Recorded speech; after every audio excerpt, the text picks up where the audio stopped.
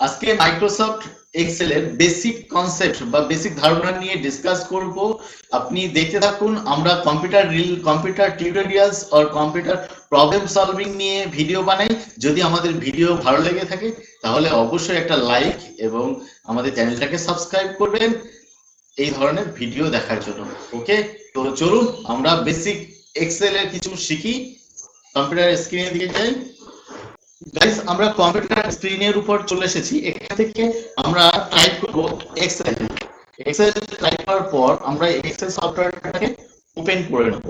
Excel সফটওয়্যারটা open করে নিলে আমাদের এক্সেল সফটওয়্যার ওপেন হয়ে যাবে। এইভাবে আমাদের এক্সেল সফটওয়্যার ওপেন হয়ে যাবে। তো ওপেন হয়ে যাওয়ার পর আমাদের এক্সেলের যে ঘরগুলো, প্রত্যেকটা ঘর দেখা যাচ্ছে, এই প্রত্যেকটা ঘরগুলোকে বলা হয় সেল। ঠিক আছে, আর এইগুলোকে বলা হয় কলাম, এগুলোকে বলা হয় রো। আর এইটা হলো ফর্মুলা বার। আমাদের কোনো ফর্মুলা লিখতে গেলে লাগবে, এবং আমাদের এই যে প্রত্যেকটা ঘরের যে লোকেশন গুলো আছে, এইখানটায় কিন্তু আমাদের লোকেশন গুলোকে দেখাচ্ছে নেম বক্সের মধ্যে। ঠিক আছে, আর সফটওয়্যারের যে পরিচিতি সম্পূর্ণ বিষয়টা আমরা অন্য ভিডিওতে, সম্পূর্ণ সফটওয়্যারের যে ওভারভিউ আছে নেক্সট ভিডিওতে আমরা সম্পূর্ণ ডিসকাস করব।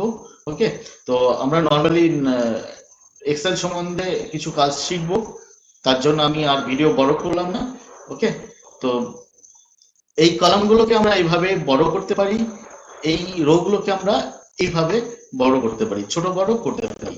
তো আমাদের ইচ্ছা স্বাধীন, আমরা যেমন টেবিল করেছি মাইক্রোসফট ওয়ার্ডে, ঠিক একই রকম ভাবে আমরা ছোট বড় করে নিতে পারি।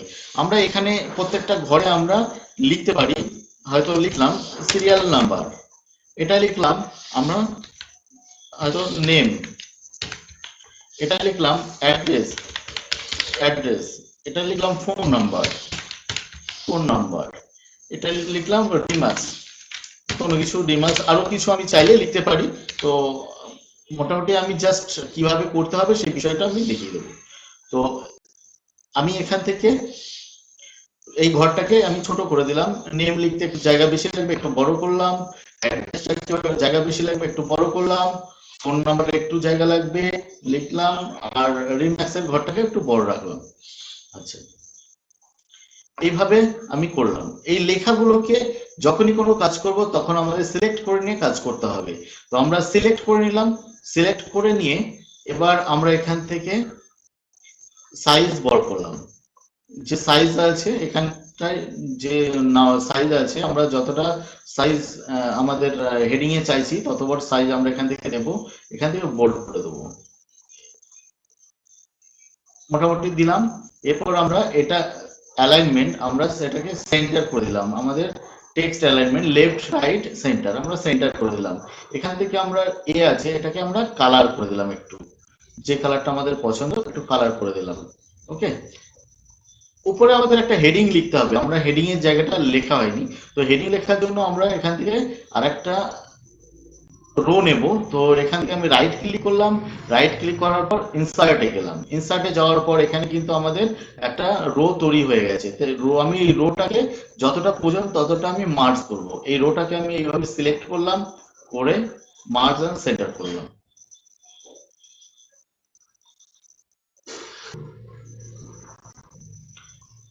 মার্জ এন্ড সেন্টার করার পর আমাদের রো কিন্তু একটা রোয়ে একটা সেলে পরিণত হয়ে গেছে।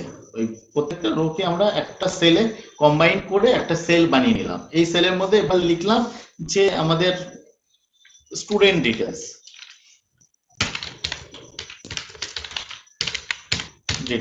স্টুডেন্ট, এই লেখাটাকে সিলেক্ট করলাম, করে একটু বোল্ড করলাম,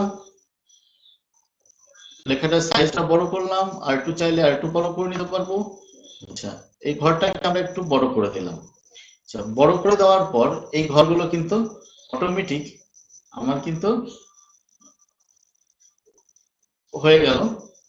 তো এইভাবে আমরা এর ভেতরে এবার ডেটা গুলো, সিরিয়াল নম্বর যা লাগবে, আমি পরপর ওয়ান লাগলো, নাম যা লাগবে, 1 to সিরিয়াল নাম্বারটা আমি অটোমেটিক ক্রিয়েট করে নিতে পারি। এইভাবে দুটো সেলকে আমি এভাবে সিলেক্ট করব, এইভাবে দুটো সেলকে আমি এভাবে সিলেক্ট করব। করে নিয়ে আমি এইভাবে ড্র্যাগ করে আমি সিরিয়াল নাম্বার অটোমেটিক ক্রিয়েট করে নিতে পারি। নেমগুলো আমাকে যা নাম আছে সেগুলো পরপর আমি কিন্তু লিখবো, ঠিক আছে? তো প্রত্যেকটা ঘরে আমি নামগুলো লিখতে পারবো। লিখে নিয়ে আমাদের যেটুকু দরকার, আমার হয়তো এইটুকু দরকার, এইটুকু আমি ঘরগুলোকে এখান থেকে এখানে আসলাম, দিয়ে অল বর্ডার করে দিলাম। অল বর্ডার করে দিলে কিন্তু আমাদের একটা তৈরি হয়ে গেল। এখান থেকে ফাইলে আসলাম, ফাইলে এসে আমরা প্রিন্ট করার জন্য প্রিন্ট ভিউ দেখবো। প্রিন্ট ভিউ কিরকম দেখাচ্ছে, প্রিন্ট ভিউতে কিন্তু আমাদের ফোন নাম্বার রিমার্কসটা আসছে না। তাহলে আমরা একটু চাপিয়ে দিলাম, কারণ পেজ সেটআপের ব্যাপার আছে। পেজ সেটআপের বিষয়টা আমরা স্টেপ বাই স্টেপ প্রত্যেক দিন ছোট ছোট করে ভিডিও করে আপনাদের সম্পূর্ণ কিছু দেখাবো। তো পেজ সেটআপ কিভাবে করতে হয়, কিভাবে প্রত্যেকটা এখানে এক্সেল শিটের সম্পূর্ণ কাজগুলো ছোট ছোট পার্ট বাই করে দেখানোর চেষ্টা করব। ওকে, তো আমরা ফাইলে গেলাম, ফাইলে যাওয়ার পর আমরা প্রিন্ট অপশনে আসলাম। প্রিন্ট অপশনে আসার পর আমাদের কিন্তু পেজের ভিউ কিন্তু সুন্দরভাবে দেখাচ্ছে। আমরা একটা টেবিল ক্রিয়েট করে নিয়েছি, এবং আমাদের নর্মালি যদি কোনো কাজের জন্য প্রয়োজন পড়ে কোনো এক্সেল টেবিল, তাহলে আমরা কিন্তু ইজিলি ক্রিয়েট করে নিতে পারবো। ওকে, আর আমাদের ভিডিওটা যদি ভালো লেগে থাকে তাহলে অবশ্যই একটা লাইক এবং সাবস্ক্রাইব করবেন। আমাদের কম্পিউটার রিলেটেড এবং কম্পিউটার সলিউশন নিয়ে আমরা ভিডিও বানাই। যদি ভালো লেগে থাকে তাহলে আমাদের চ্যানেলটা অবশ্যই সাবস্ক্রাইব করে রাখবেন।